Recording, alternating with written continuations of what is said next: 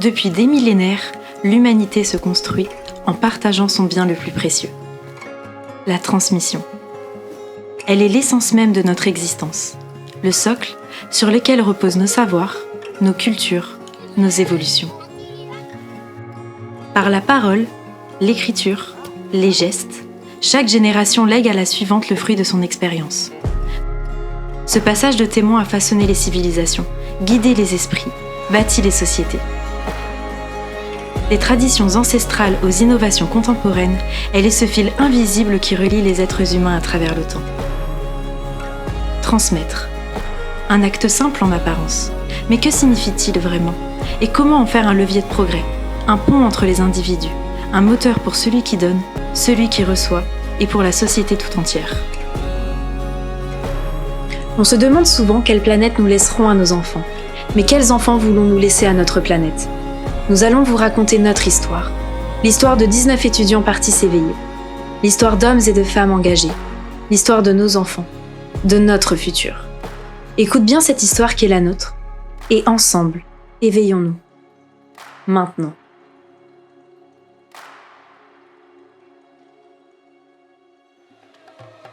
Nous avons quitté la MFR IFACOM pour poser nos valises et nos caméras à Madagascar. Ce joyau de la nature unique au monde est aussi une terre de traditions, de cultures ancestrales et de savoir-faire transmis de génération en génération. Cette île aux multiples facettes est cependant confrontée à d'importants défis. À 5 heures au sud d'Antananarivo, nous nous rendons à Manandona pour participer à un projet de développement local visant à soutenir les familles du village.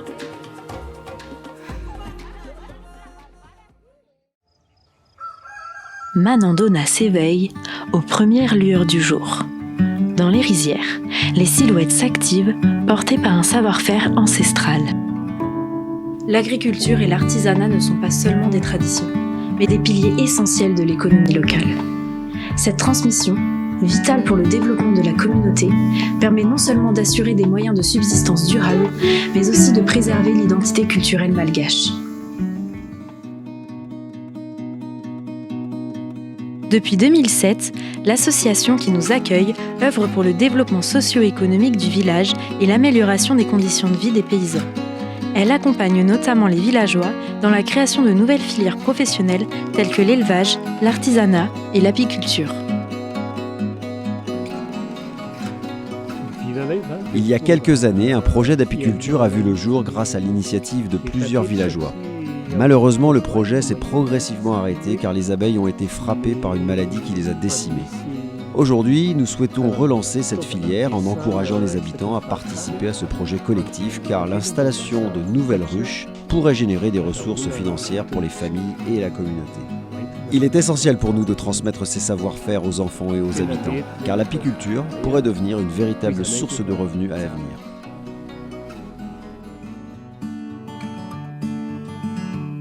À Manandona, comme ailleurs à Madagascar, l'apiculture s'impose comme une activité accessible à tous. Nécessitant peu d'entretien, chaque ruche fonctionne de manière autonome. Au-delà de son importance écologique, elle offre aux familles une source de revenus complémentaire à leurs autres activités. Donc une personne qui a 10 ruches va pouvoir 2 fois par an gagner 2 mois de salaire. Voilà. Ensuite, il faut savoir que les abeilles sont importantes parce que les abeilles, donc en fait, elles pollinisent, donc pollinisent tout ce qui est dans l'agriculture, ça va aider. Il faut savoir aussi que les abeilles ont besoin donc de vivre dans un endroit sain. Donc ça va obliger aussi les habitants à vivre dans l'hygiène. Parce que les abeilles ne supportent pas l'odeur, les abeilles ne supportent pas les mouches, les abeilles ne supportent pas les moustiques. Donc ça, c'est déjà au niveau local, les apiculteurs vont influencer leurs voisins, leur voisinage, à respecter ces conditions d'hygiène qui sont nécessaires aux abeilles. Indirectement, à partir des abeilles, on transmet un message, la protection de l'environnement, l'hygiène. Et bien sûr, si vous respectez tout ça, vous avez aussi des retombées économiques. Nous nous dirigeons vers le chantier où la construction des ruches s'apprête à commencer. Quoi qu'il perd.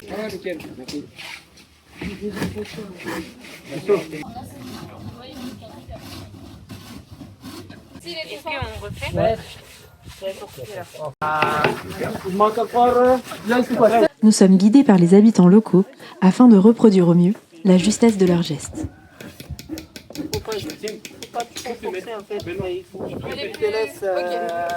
Voilà. En même temps, t'appuies parce que sinon, il n'y aura rien qui va partir. Hein. Ouais.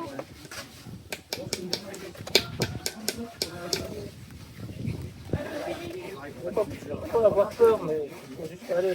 Voilà.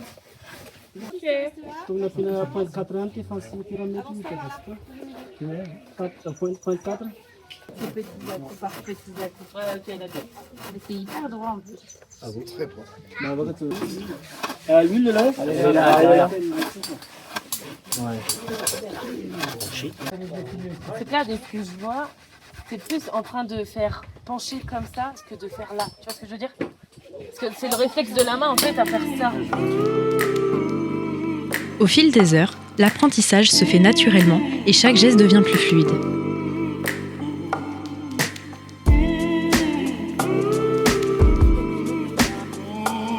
L'apiculture offre un réel bénéfice pour les familles de la communauté, mais devient également d'autant plus précieuse grâce à l'engagement des enfants qui perpétuent les gestes de leurs aînés. Alors que les dernières ruches prennent forme sous les mains des étudiants et des habitants, il devient évident que cet échange va bien au-delà de la construction. Chaque geste, chaque explication est un moment clé de transmission.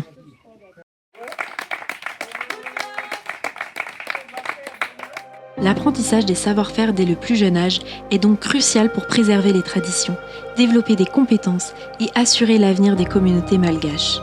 Ce projet n'est donc pas seulement un acte physique, il montre que l'éducation est essentielle pour transmettre un héritage vivant et garantir un avenir aux populations locales.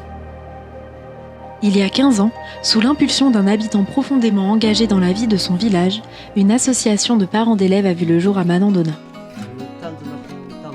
Cet engagement me tient à cœur depuis longtemps. J'ai vu trop de familles dans l'incapacité d'envoyer leurs enfants à l'école, souvent à cause de la pauvreté qui imposait aux enfants de travailler avec leurs parents dans les champs, à cause également des distances trop longues à parcourir ou du manque de ressources pour acheter les fournitures scolaires. C'est pour ça que j'ai voulu créer cette association, afin de trouver des idées et des financements pour lever ces barrières. À l'avenir, j'aimerais aussi soutenir les jeunes pour leur offrir des perspectives et les éloigner des dangers de l'alcool, du tabac ou de la drogue. Aujourd'hui, l'association compte une dizaine de membres actifs unis par un même objectif, permettre à davantage d'enfants d'accéder à l'éducation. Car l'éducation constitue une réponse essentielle aux défis environnementaux et sociaux auxquels Madagascar est confronté.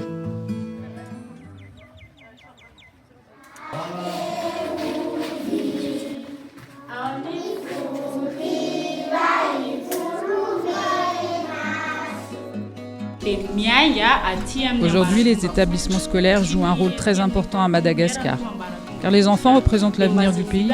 Autrefois, de nombreuses personnes ne savaient ni lire ni écrire, et c'était souvent les parents eux-mêmes qui enseignaient à leurs enfants à la maison.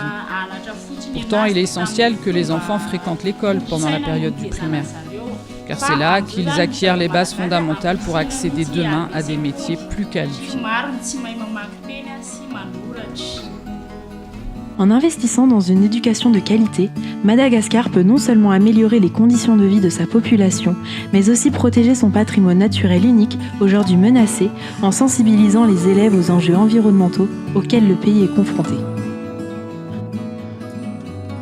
La déforestation qu'on voit à Madagascar, ça existait déjà il y a plus de 200 ans.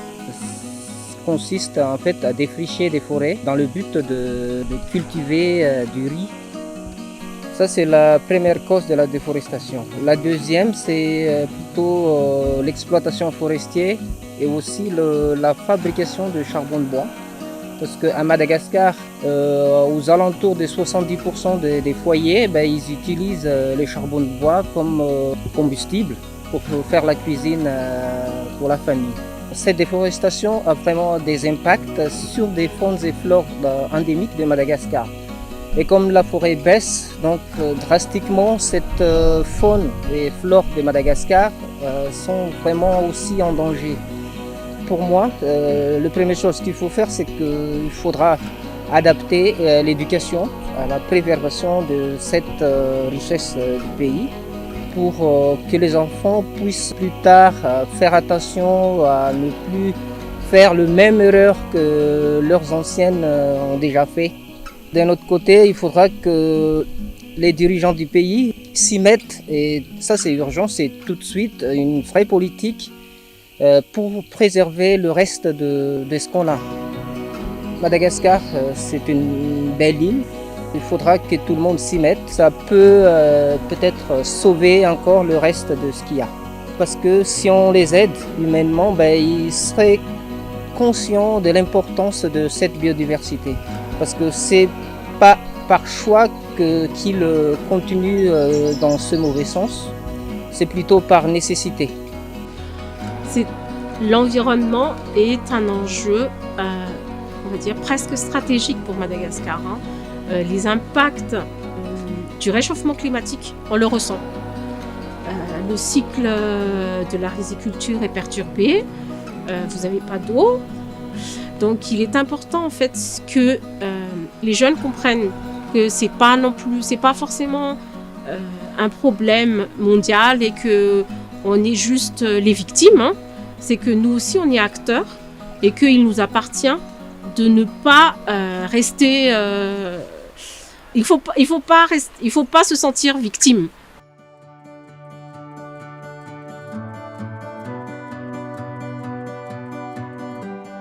L'éducation et la transmission sont les expériences les plus transformatrices pour un être humain. Elles permettent aux individus de vivre dans la dignité, de donner un sens à leur existence et de contribuer à façonner notre avenir commun. Oui, la transmission est un don qui éveille, mais l'éducation va bien au-delà de la simple transmission de connaissances. Elle vise à inculquer des valeurs humaines essentielles qui favorisent le respect et l'empathie entre les individus pour construire une société plus juste et plus équitable. Elle est le pilier fondamental d'une société harmonieuse.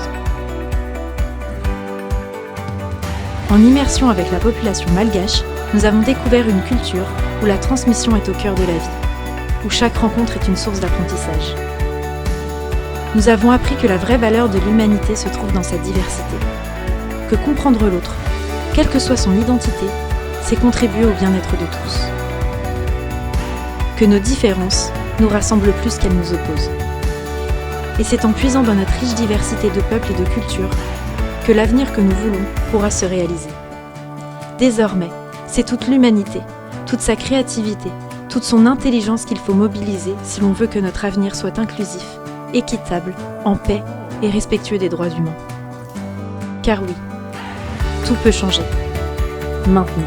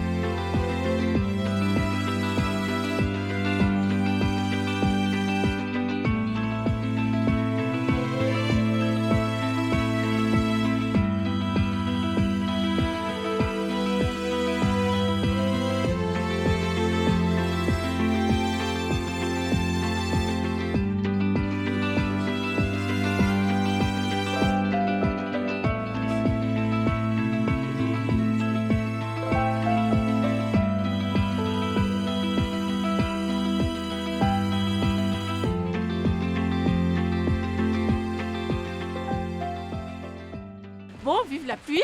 Merci à tous d'être venus. En tout cas, moi, j'invite tout le monde à être solidaire, à voir à son échelle, faire quelque chose pour en fait, l'environnement et pour son prochain. Voilà.